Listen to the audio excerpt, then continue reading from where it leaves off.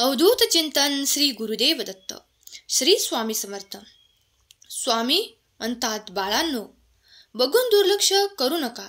हा संदेश शेवटपर्यंत ऐका. स्वामींची आज्ञा आहे की हा संदेश शेवटपर्यंत नक्की ऐका. बाळा, तुला जे काही मार्गदर्शन देत आहोत ते तू शेवटपर्यंत ऐकावे अशी माझी इच्छा आहे. स्वामी म्हणतात, बाळा, तुझ्यासाठी हा सप्ताह खूपच लाभकारी आहे. तुझ्यासाठी ते आशीर्वाद देत आहोत ज्याची तू खूप प्रतीक्षा केली आहेस. आता आम्ही जे काही सांगत आहोत त्यावर तुझा विश्वास बसला पाहिजे, कारण स्वामी येतात ते तुमचे कल्याण करायला. ते जे सांगत आहे ते तुम्ही मन लावून ऐकावे. स्वामींचा आशीर्वाद प्रत्येक वेळेस तुमच्या संकटांना तुमच्यापासून दूर न्यायला सामर्थ्यशाली आहे. स्वामी म्हणतात, माझ्या आशीर्वादाने तू तेही प्राप्त करशील ज्यासाठी तू खूप काही प्रयत्न करत आहेस. बाळा, तू सहजरित्या ते प्राप्त करशील, कारण मी तुला योग्य मार्गावर चालवणार आहे. जर तू आम्ही दाखवत असलेल्या मार्गावर चालणार असशील तर तुला खूप लवकर ते सगळं काही प्राप्त होईल ज्याची तू अपेक्षा ठेवतो आहेस, ज्याचे स्वप्न बघतो आहेस. बाळा, ते आर्थिक चमत्कार तुझ्याकडे येऊ पाहत आहेत, कारण तू त्या दिशेने कर्म केले आहेत. आम्ही जाणतो तो खूप प्रयत्न करत आहेस, पण कधी कधी तुझ्या मनात निराशेचे काहूर होते. त्यालाच आम्ही आज नष्ट करायला आलो आहोत. बाळा, तू आर्थिक चमत्कार तू लवकरच प्राप्त करशील. ती विपुलता तू लवकरच प्राप्त करशील, कारण हा आमचा तुला आशीर्वाद आहे. तुम्ही खूप काही काळापासून खूप गोष्टींपासून वंचित आहात हे आम्ही फक्त तुम्ही तळमळीने आमची प्रार्थना करत आहात, आमचे नाम धारण करत आहात. तुम्ही खूप काही आमच्याकडे संकल्पही केले आहेत, त्या आम्ही स्वीकार केले आहेत.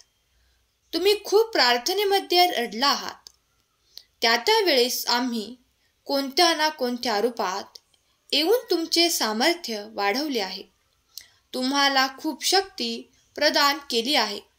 बाळा, आठवती वेळ ज्यावेळेस तू खूप रडत होतास, कोणीतरी येऊन तुझे मन समजवण्यास तुला मदत केली आहे. त्यांच्या रूपात आम्ही आलो होतो. बाळा, तू कधीही एकटा नसतोस. तुझ्या प्रत्येक वेळेला, तुझ्या प्रत्येक इच्छेला मी मानसन्मान प्रदान करतो, कारण तू माझा प्रिय बाळ आहेस आणि तू कधीही नामस्मरणाला कधी विसरत नाहीस. तू जागृतीने आमचे नाम घेतो आहेस आणि जो कोणी ईश्वराचे चिंतन करतो, परमेश्वराचे चिंतन करतो, मन लावून नामस्मरण करतो, त्याला कधीही या जगात कशाची कमतरता भासत नाही. तुमचा स्वामी शक्तीवर विश्वास असल्यास, होय स्वामी माझा विश्वास आहे, टाईप करा. बाळा, ज्या कोणी स्वतःच्या तब्येतीबद्दल खूप काही प्रश्न केले आहेत ते देखील लवकरच सुटणार आहेत. आमचा आशीर्वाद तुमच्यावर आणि तुमच्या मुलाबाळांचे सुद्धा कल्याणच करणारा ठरणार आहे. तेव्हा आता काही नकारात्मक ऊर्जांनी, काही नकारात्मक विचारांनी तुम्हाला वेढलेले असेल तर ते याच वेळेस सोडून द्या, आमच्या चरणावर सोडून द्या, कारण आम्ही तुम्हाला देऊ इच्छितो ते सकारात्मक विचार, सकारात्मक आशीर्वाद. कारण बाळा, आम्ही तुला बघतो, तुझे कार्य देखील बघतो. तू किती साहसी आहेस हे सुद्धा बघतो. तू ते कार्य पूर्ण करण्यासाठी कितीतरी प्रयत्न केले आहेत. आता तू त्या योग्य दिशेने वळला आहेस, कारण तो मार्गही आम्हीच तुला दाखवला आहे. बाळा, आता चिंता करणे थांबव. काहीच वेळ गेल्यावर तुला ते प्राप्त होईल. त्याची खूप काही तळमळीने तू प्रार्थना आमच्याकडे केली होतीस. होय बाळा, तू सत्य ऐकत आहे. तुम्ही जे काही मागत आहात ते आज जरी तुमच्यासाठी पडद्याआड असेल, परंतु उद्या जाऊन ते तुमच्या समोर येणार आहे. बाळा, त्याचा आनंदाने स्वीकार करा, कारण आम्ही ते तुम्हाला देऊ इच्छितो. त्यात तुमचा आनंद आहे हे आम्ही जाणतो. बाळा, तुम्ही ते प्रेम आकर्षित कराल ज्यासाठी तुम्ही आमच्याकडे प्रार्थनापूर्वक निवेदन केले आहे. होय बाळा, ते प्रेम तुमच्याकडे येणार आहे.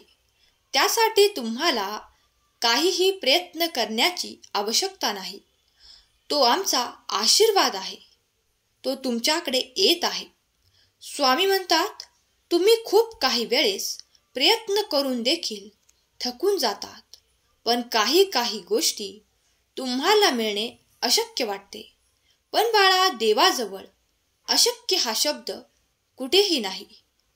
तुम्ही जेव्हा प्रार्थनापूर्वक काही कर्म करता आणि आमच्याकडे प्रार्थनापूर्वक काही मागू इच्छिता, त्यावेळेस आम्ही आशीर्वादांच्या रूपात तुम्हाला ते देऊ इच्छितो. बाळा, कधी कधी तुला खूप काही कंटाळवाणे वाटत असेल तर त्यावेळेस तुला मनाला भावणाऱ्या गोष्टी करत जा. तुला लहानपणापासून आम्ही बघतो आहे. तुम्हाला खूप काही कलागुणांनी तुम्ही भरपूर आहात. तुझ्यात ते काही आहे जे इतरांमध्ये नाही. बाळा, त्याला तू आता विसरायला लागला आहेस, पण तुझे मन त्यात खूप रमायचे असे काही आहे जे ते तुला माहीतच आहे. बाळा, ते शोधून काढ आणि त्यासाठी काही वेळ दे. जेव्हा तू ते करायला लागशील तर तुझे मन आनंद प्राप्त करेल. कारण बाळा, त्यात तुम्ही तुमचे मन लावाल ते तुम्हाला प्राप्त होते. जर तुम्ही काही इच्छा करता, त्या दिशेने प्रयत्न करता, तेव्हा तुम्हाला ईश्वराकडून तो आशीर्वाद देखील प्राप्त होतो. बाळा, कधी कधी तुझे मन रमते ना, ते करून बघ, कारण त्यात तुला आनंदाची प्राप्ती होते. भले ते काम छोटे असो किंवा मोठे, पण ते करत जा. अगदी तुला जे आवडेल ते करत जा, कारण त्यामुळे तुम्ही आनंदी होता आणि आनंदी मनामध्ये चांगल्या कल्पना तुम्हाला प्राप्त होतील. सकारात्मक विचार तुम्हाला प्राप्त होतील. तुमची ऊर्जा, तुमचे वलय आमच्या आशीर्वादाने तर तुम्ही प्रफुल्लित करतच आहात. पण तू जर तुझ्या मनाप्रमाणे काही कार्य करशील, तेव्हा तुझे अंतर्मन सुद्धा तुला ते काही हवे आहे त्या प्राप्तीच्या मार्गावर तुला नेईल. बाळा, तुम्ही नामस्मरण करता तर कधी कधी तुम्हाला जे काही आवडते ते सुद्धा करत चला. त्यात तुम्ही जेव्हा आनंद प्राप्त करता आणि मनाला खुश ठेवण्याचा प्रयत्न करता, तेव्हा अधिक काही मिळवण्याचा प्रयत्न करत असता. तेव्हा तुमचा आत्मविश्वास वाढेल. तुम्हाला आनंदाची प्राप्ती होईल. कधी वेळ नसताना थोडा वेळ काढून मुलांमध्ये थोडा वेळ घालवत जा. त्यामुळे तुम्हाला एक ऊर्जा प्राप्त होईल. जेव्हा तुम्ही मुलांसोबत खेळताना, तेव्हा तुम्हाला स्वतःला एक आनंद प्राप्त होतो. बाळा, प्रत्येक वेळेस नामस्मरण करावे असे काही नाही. मन रमवता येईल ते कधी करत जा. बाळा, तू जे काम करतोस ना, त्यात तुझे मन रमव, कारण त्यामुळे तू अशा गतीने पुढे जाशील की तू विचार सुद्धा करशील की बाळा, कधी काळी कोणाची मदत देखील कर, कारण त्यामुळे तुझ्या मनाला एक खूप मोठा आनंद प्राप्त होईल. कोणाला तरी मदत करायची ही संकल्पना जरी तुझ्या मनात आली ना, आणि तू जर मोठ्या मनाने कोणाला सहाय्य दिले तर. मी असं म्हणत नाही की फक्त पैसे खर्चूनच तू कोणाची मदत करावी. बाळा, मदतीचे असंख्य रूपे आहेत. त्यातून तू कोणतीही मदत कर. ज्या अडलेल्या नडलेल्या व्यक्ती आहेत त्यांना मदत कर. देवाजवळ ते नमूद राहील. बाळा, जेव्हा तुमच्या मनात खूप काही विचार येतात, त्यात चांगले विचारही आम्ही तुमच्याकडे पाठवतो. ते सकारात्मक विचार आम्ही तुमच्याकडे पाठवतो. पण तुम्ही देखील त्यावर कार्य करायला हवे, कारण कार्याशिवाय गती नाही. बाळा, जेव्हा जेव्हा मनात काही वाईट विचार येत असतील त्यावेळेस आमचे नामस्मरण करत राहा. आमचे नामस्मरण तुम्हाला तारणार आहे. केव्हाही काहीही असे नकारात्मक विचार करणारे तुमच्या आसपास असतील आणि ते तुम्हाला काही नकारात्मक विचार देत असतील तर त्याच वेळेस ती जागा सोडा. कारण बाळा, तुम्हाला प्रत्येक वेळेस आम्ही प्रत्यक्षात येऊन सांगू शकत नाही, कारण तुमच्यासाठी कोण चांगले आणि कोण वाईट आम्ही नेहमीच तुम्हाला त्यापासून दूर ठेवू इच्छितो, कारण ते नुसते तुमचा वेळ घालवतात, तुमचा वेळ वाया घालवतात. बाळा, वेळेची किंमत जाणा, कारण वेळ निघून गेल्यावर कोणत्याही कार्याला अर्थ उरत नाही. म्हणून वेळेचे बंधन पाळणे सुरू करा.